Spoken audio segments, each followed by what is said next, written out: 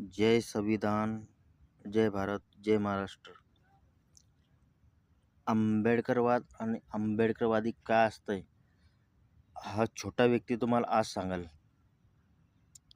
नुकतंच सरन्यायाधीश जे कोणी झाला असेल त्यांना माझं सहमत आहे आणि माझा प्रतिसाद आणि आमच्या सगळ्या बहुजन समाजाचे त्यांना आशीर्वाद आहेत. परंतु समाजामध्ये कुठल्या पण घटना जर होत असतील तर त्यासाठी फक्त आणि फक्त आंबेडकर समाज किंवा आंबेडकरवादी किंवा आंबेडकर घराणं हे फक्त सुजातदादा आणि प्रकाशसाहेब आंबेडकर उभे राहतात. मग ज्यांची पार्श्वभूमी म्हणजे ज्यांचा भूतकाळ आणि इतिहास तुम्ही बघत असाल तर बाबासाहेबांनी सांगितलं होतं, जेवढं माझा अभ्यास आहे, की तुम्ही शासनकर्ती जमात बना.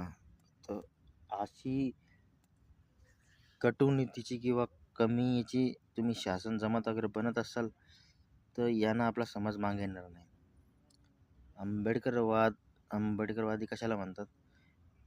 बाबासाहेबांनी सगळ्या समाजांना सोबत घेऊन नेलंय आणि आपलं आरक्षण, आपले फायदे, आपले तोटे कुठं कुठं त्यांनी दाखवले. हे जर तुम्हाला कळत असेल तर तुम्ही समजदार लोकात समजून घ्या की यांचा डाव कुठं आहे आणि यांनी कुठं काय करायचं ठरवलं आणि आपण आता कुठं काय करतोय. म्हणजे यातून कळतंय सगळं.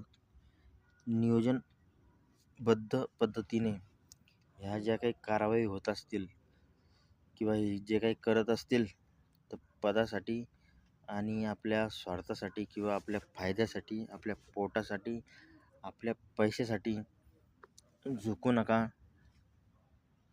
कारण की त्यांनी दिलेलं त्यांचं जीवन हे आपल्या करोडो जीवनाच्या पेक्षा कमी आहे. माझं शिक्षण खूप कमी आहे, पण मला असं वाटतंय आपण कुठंतरी चुकू राहिलो आणि आंबेडकर घराणं जे सांगतंय, सुजातदादा किंवा साहेब जे सांगतात त्यांचं कुठलं पण काही चुकीचं नाही आहे, पण हे सर्व चुकीचं आहे. तर अशा फालतू भानगडीमध्ये पडू नका किंवा त्यांना सपोर्ट करू नका. तर मला एवढं सांगायचं आहे, आपले लोक पुढे जात असतील तर त्यांना आपला सपोर्ट आहे, बट हे चुकीचं आहे.